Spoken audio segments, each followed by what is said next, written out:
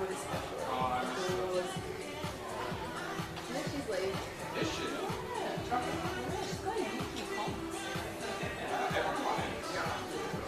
She's quite here though. She's just done with like Yeah. It does.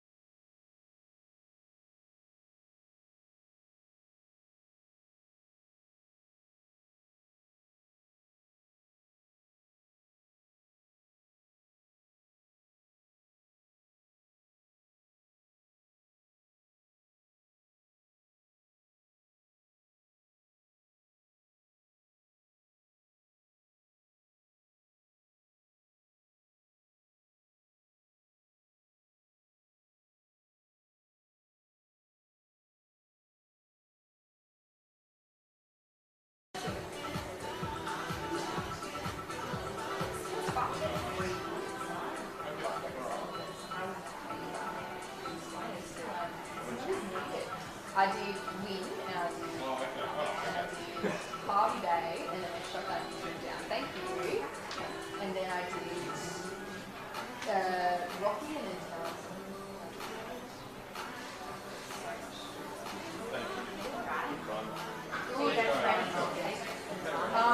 Yes, I've got permission. ABC bosses said that. Yes, fine. No problem with that. When you first this morning, it's still from Muffles 7 pounds. I was in town. Oh, so you made it came from 3 pounds. How long? Since August last year. Yeah. Yeah, okay, that's what I Yes, no, that's fine. Yeah, one of those is never ready. It's one of those Yeah. yes. Yeah.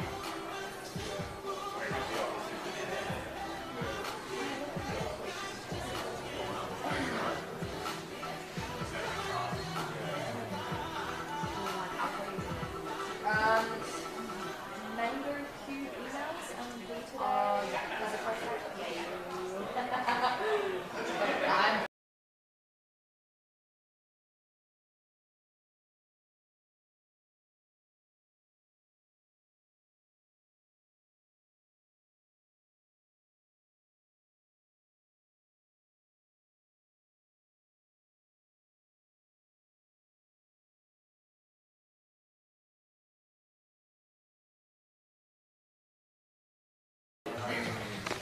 Josh, it's your first morning in a rum distillery? Yep. Yeah, well, we've got a couple of cartons over here. That's yeah, we're fine. Yeah, when's your read?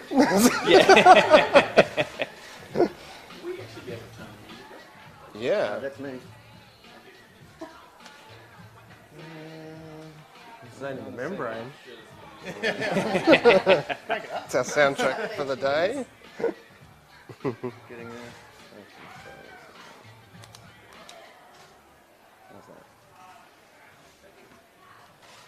Okay, everyone good to go? Well, we're coming to you today from the Milton Rum Distillery's new location here in Albion. They're in the process of moving here and had their stock in a warehouse at Milton, and would you believe that both the warehouse at Milton and this new location flooded in the recent flooding. They're one of the businesses that have been able to bounce back in part thanks to the assistance grants that we've made available.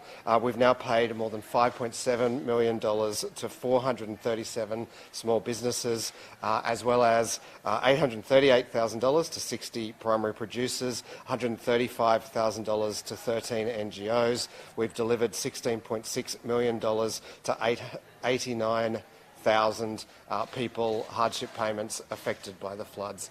These are the real stories behind those statistics, the stories of southeast Queensland locals rebuilding their homes and their businesses after the flooding disaster with help from the government and their local community. Of course, we continue to call upon the Australian government to join us in funding the Residential Resilience Recovery Package. It's now been 2 weeks since the Premier wrote to the Prime Minister, and unfortunately we still don't have an answer. And look, I just urge the Prime Minister to think of those households who are already starting to rebuild, and they're rebuilding without knowing whether they'll have assistance from the government to build back better, whether they'll be able to retrofit, raise or sell their homes if they are repeatedly flooding. They shouldn't have to wait. There's a lot of speculation that the government might go to an election this weekend or next weekend. We don't want these assistance grants caught up in the caretaker provisions. We want it to be really clear when they are available to people and how they can apply. And so we're really urging that the Morrison government make that decision before they call the election. This weekend, we are urging parents to get their kids vaccinated. There are 17 school-aged children in hospital right now with COVID. Of our active COVID cases, there are 2,274 school-aged children. And what we've done to make it even easier for people to get their kids vaccinated is this weekend we're running 50 vaccination clinics out of our state schools. So that makes it nice and easy for all of those local communities to go to somewhere they're used to going, their local state school. We also hope that it's a bit more comfortable for young people to go to their own school where they spend their week. They might not want to spend the first day of school holidays there, but it's a chance to go and get vaccinated somewhere really close to home. Tragically, 6 people lost their lives to COVID over the last 24-hour period. They were all over 70. So we might go to Brendan from the QRA, and then we've got I think Alex is going to talk. Yep, and then I'm happy to take your questions. Thanks very much, Deputy Premier. Brendan Moon, Chief Executive Officer of the Queensland Reconstruction Authority. What I'd like to say is what a fantastic job the team here from the Milton Rum Distillery have done in terms of the recovery of their business. And they are one of over 4,000 small businesses that have been impacted by this particular event.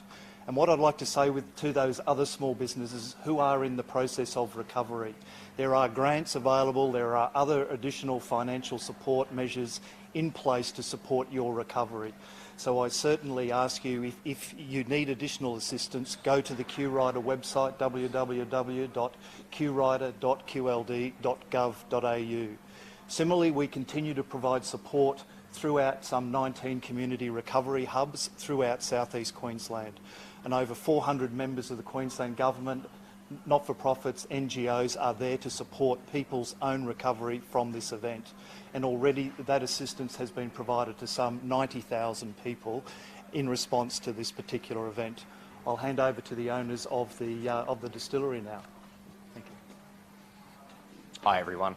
Yeah, so the application process, very, very easy, but it was one thing that made us, well, essentially survive this process. As a business, we are still small, like you can see us in Dan Murphy's BWS, but again, it is very difficult, particularly on cash flow.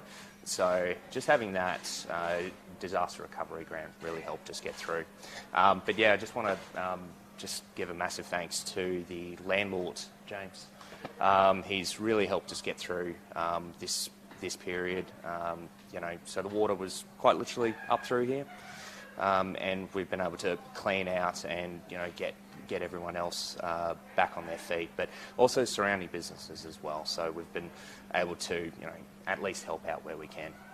Fantastic. How much stock did you lose? Lots. It's not an instant thing to replace. Exactly right. So we ended up losing close to $90,000 worth of stock. So we're still very, very new as a rum distillery, and we had our 2 to 2.5-year-old rum that was just about to come out. Unfortunately, it was in a tank and the tank capsized, so we were just about to bottle. So as that coming of age of the distillery, unfortunately that's been robbed of us for now, but again, we'll be back. What's your last name? Bell. Yeah, I'm looking really good. Yeah, exactly right. Looking very good for my age as well. Thank you. Thank you. Any questions? Minister, could you just go over the COVID? Do you have the COVID numbers for today? And just on the elective surgery, there's no change on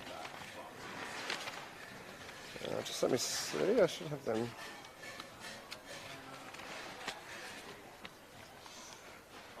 So I have some of them. We're reporting 9,435 new cases. That includes PCR tests at our clinics as well as self-reported rat tests. As I said, 6 deaths, which brings our total since the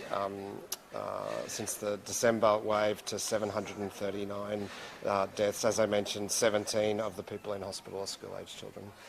In terms of the effect that the furloughing of staff is having on our hospitals, all of our hospitals have plans in place to manage what happens through different levels of staffing impacts, and so they'll be making those decisions based on how many of their staff either have COVID or who are isolating because a family member has had it. This is not unique to our hospitals. I think just about every business and enterprise is experiencing this right now as lots and lots of people get the virus as the wave washes through the community. The variation to the isolation rules will make that a bit better, but the last time I spoke to a vet, I think it was more than 3,000 health staff. That's a significant part of the workforce, and obviously that's going to have an impact on the planned activity that they can run. Our hospitals always prioritise being able to staff unplanned activity, emergency and urgent activity, and then shape up and down their bookings for planned care. Will you reintroduce restrictions such as mask wearing as case numbers rise in this way? Look, that's not under active consideration at the moment, as I understand it. But obviously, we always take the health advice, and that advice is ongoing. If people are worried, though, there's nothing to stop them wearing a mask just because it's not mandated right now. And so, think about at least carrying a mask with you. So if you find yourself in a crowded space, maybe you didn't expect to be, you've got your mask there. You can put it on. Buxton Power Station had a significant drop in output over the last couple of days. It's suspected that something went wrong in there. Have you got an update on that? And do we have power guarantee for this stuff? So I understand that on Thursday afternoon a Powerlink transmission line faltered and that triggered the shutdown of 2 units at the power plant. That's a safety feature of those units, that under those circumstances they shut down automatically for safety reasons. The transmission fault has now been repaired. The first of those tripped units came back online last night. The second one is due to come back online today. I'm advised that supply has continued to meet demand across the network, and obviously the return of those units will ensure that we've got plenty of power. Are you worried about that, given Allied went offline and now we've got issues here at the biggest one? Well, things run a bit tighter than they usually would because of that the Allied issue, but I'm advised that sufficient supply was available across the network, and with these units coming back online, there's no need to be concerned. Jackie Schrader's trying to suppress a CCC report into the appointment of a former senior bureaucrat. Is Labor concerned about what that report might contain? Well, look, others might be willing to demonstrate contempt of the court process, but I certainly won't be. This is before the courts. There are injunctions in place about what should be discussed, and I'll allow the court to do their job. Are there any bombshell allegations there, as it's been reported? Look, I wouldn't know. Are you worried about it, sort of carrying the integrity process on further than the custody? Look, this is a court process. We'll let it run its course. The LNP has referred Mark Bailey to the CCC over his emails to the Electrical Trades Union. The former state archivist says the union's awareness of cabinet discussions are alarming. Was cabinet confidentiality breached? Not as I understand it, and I think this is really just the LNP again using the CCC to throw political mud. All of these email matters have been extensively dealt with over the last 5 years. There's nothing unusual about consulting stakeholders about what options the government is considering and getting their views on them. Let me give you an example. I understand you'll all be aware that the Attorney-General is currently working on shield laws to protect journalists and their sources. She has consulted with media companies on what our options are, and those media companies have responded with what their preferred options, what they think should be considered. That's the exact same process as occurred with those work cover law changes. Stakeholders were consulted on a series of options, and they provided their advice about those options. The preferred option of the ETU, as expressed in those emails, was not the option the government adopted. Is it your understanding that the union officials' knowledge of cabinet discussion was investigated? I don't think there was anything to be investigated. They were being consulted, as were a wide range of stakeholders, and we were very public about what the options might be. We were in the process of restoring common law appeal rights to workers who are injured at work, and there was a range of different ways to do that, including retrospectivity. That's what the ETU expressed a view on, and as I said, Cabinet ultimately opted to take up a different option. Drift Restaurant is still sitting there. Has there been a delay to move that? The weather has caused some delay. It's a very complex operation, and I understand that once they got in there and were able to see the circumstances, that added a degree of complexity. But people should be assured that the government is working around the clock to get the Drift Restaurant dismantled and ensure that the Riverwalk is available to, the bikeway is available to commuters. And do you know if there's been open dialogue with the owner of the restaurant? Look, I'm not across the detail of that engagement. My involvement was to work with the QRA. We rushed through a special piece of subordinate legislation which directed Maritime Safety Queensland to remove the restaurant so that we could get the bikeway reopened. And just on the Gold Coast, apparently last night one of the most prolific juvenile car thieves was arrested on the M1. Polaire was involved. He was let off on bail. Do you think that that's good enough for a repeat offender? Look, I'm not across the details of that individual circumstance, Josh, but I'm happy to have a look at it and get a response for you. With the residential flood grants, if the federal government doesn't stump up the 50%, will the state continue to hand out its portion?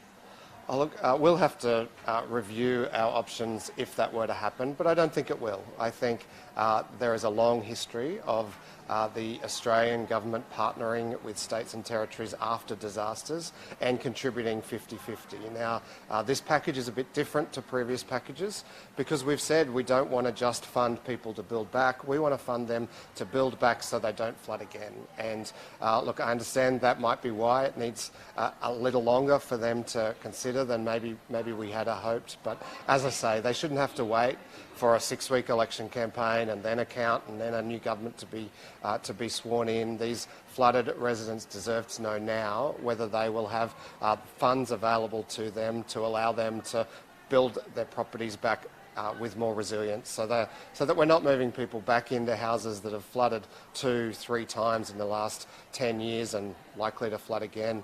We want to be able to support them to either retrofit their home so it's less likely to flood or it's easier to clean up after it flooded, or lift it above the flood watermark, or in those rare circumstances where those options won't work, we want to have the funds available so that if people want to, they have the option of having their homes brought back. I think most Queenslanders agree that's really important. I don't think the Prime Minister wants to go to an election without an answer to that question.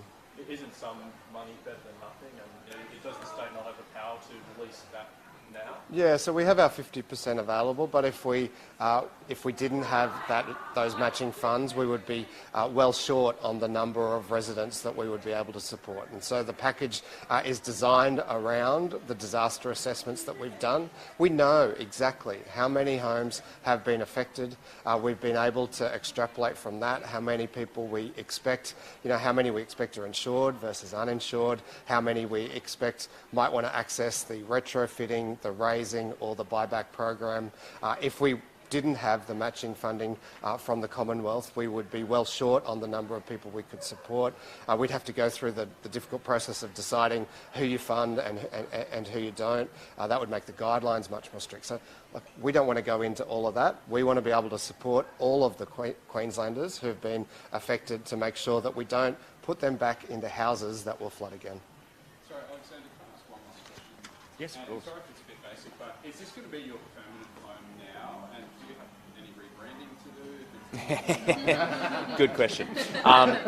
No, so this is just our intermediate site, just to tie us through for the next 12 to 24 months until we can get our larger distillery back up and operational in Milton. So obviously we're Milton Rum Distillery, needs to be in Milton because, well, it's in the name.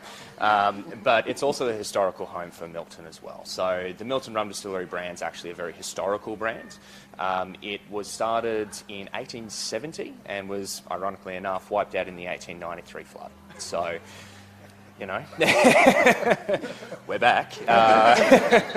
We're still wet, but, you know, we survived. So yes, ideally, this is 12 to 24 months worth of runway for us, and then we've got a new distillation column that I'm designing, and that'll go into Milton.